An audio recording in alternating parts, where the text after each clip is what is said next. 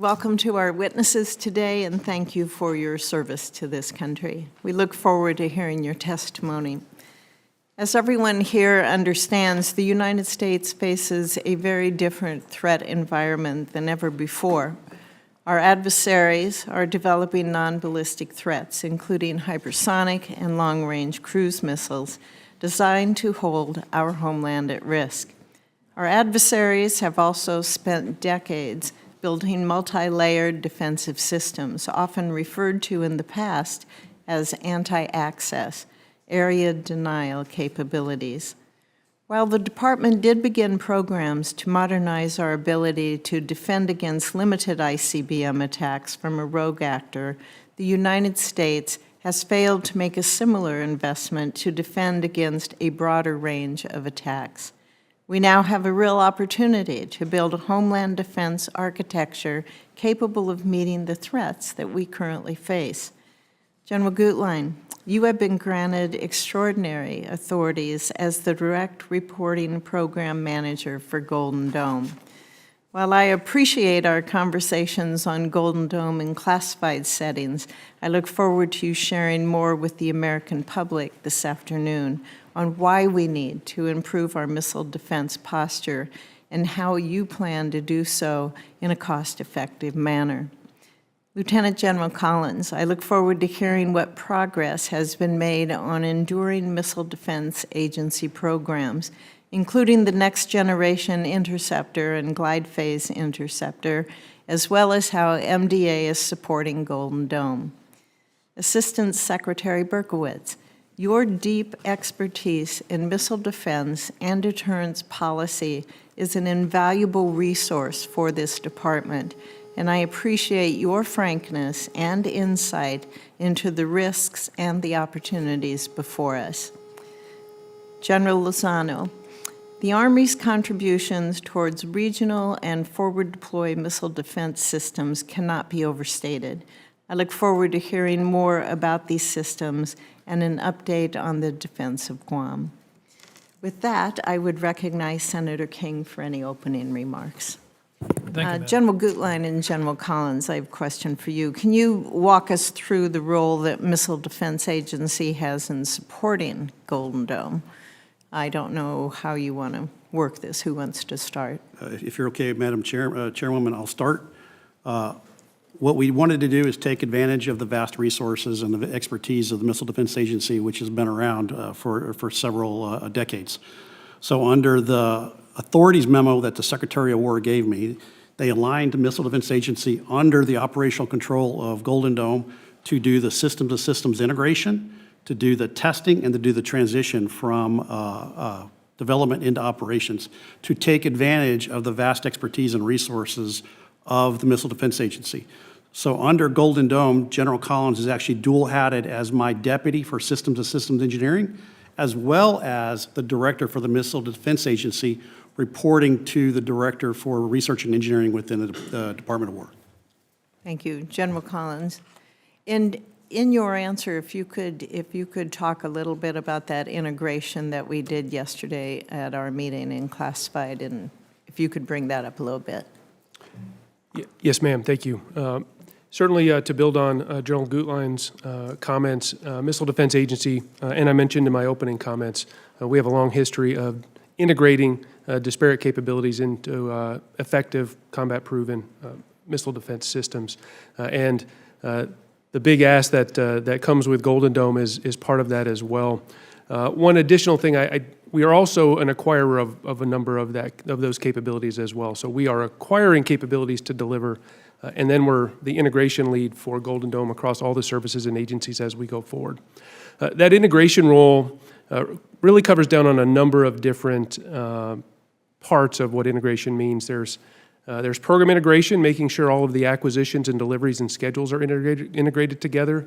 Earlier today, ma'am, we talked about an integrated master schedule and how we, in an integrating office that we stood up, are really the source of bringing in the capabilities and the schedules from all of the different partners, integrating those together so General Gutlein has insight into execution as well as all the interdependencies across the enterprise. Another integration is systems integration, more of the technical integration piece. My chief engineer at the Missile Defense Agency works shoulder to shoulder with General Gutlein's chief engineer, and they really make sure that technically, the technical integration, the requirements, the interfaces, and the management of those interfaces are tied together seamlessly so that when the kit arrives, it all works together as a single weapon system. And then we're building below that as well. How do we integrate with operations? How do we integrate with the warfighter, interagency, and the like? And so all of those are part of that integrating office, and it's really part of the DNA of Missile Defense Agency in support of General Gutlein and Golden Dome for America. I'd ask any witness this. We're looking at a generational investment here in Homeland Defense, and we want to make sure it's going to be what we need in order to meet the threats that we have. Are you working with industry so we have the best concepts and technology available for this? And when you work with industry partners, the second and third tier of suppliers, are you making sure that those supply lines can't be exploited in the future or even now? Chairwoman, I'll take that. We are absolutely working in partnership with industry. I have personally met with well over 400 individual companies over the past 6 to 8 months to share with them my problems, but also to understand how they can solve our problems. We have stood up the C2 Consortium, the Command and Control Consortium, which includes both the traditional contractors as well as new entrants. There are 11 of them now working in partnership to deliver our next generation command and control capability. And then as of last week, we stood up what we call the Ecosystem Hub. The Ecosystem Hub is a one-stop shop for industry to come do business with Golden Dome. It's a single point of entry. It includes two-way communications to have transparent dialogue back and forth. It has strategic matchmaking. I can connect them to anybody in the federal government that may be in need of their services or their capabilities.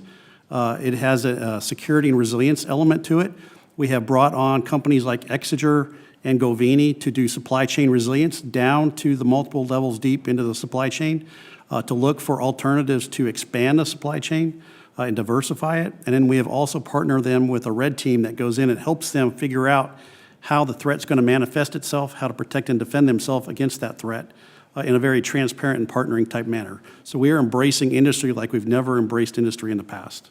General Collins, last question I have for you. Can you give us an update on the Next Generation Interceptor program? Yes, Senator, thank you for that question. Next Gen Interceptor, we've been talking about it for a number of years. It is the future of the Homeland Defense, the ground-based mid-course defense, Homeland Defense against peer and rogue intercontinental ballistic missiles. That program is still executing. That is still our largest and highest priority program when it comes to that defense of the homeland against the peer threat. That program continues. A couple years ago, we did a down select, an earlier down select than planned due to priorities. And since then, we did replan about 18 months ago. We replanned the delivery of the program based on some issues and concerns with the solid rocket motor. We are continuing to drive that program forward. The end of this year, we are on track for the all-up-around, full system critical design review to close the design phase of the Next Gen Interceptor program and completely move into the manufacturing and test phase of that as we drive towards first flight test in 2029. We have no open major liens against the design of the system, which is a plus at this point in the time of a program.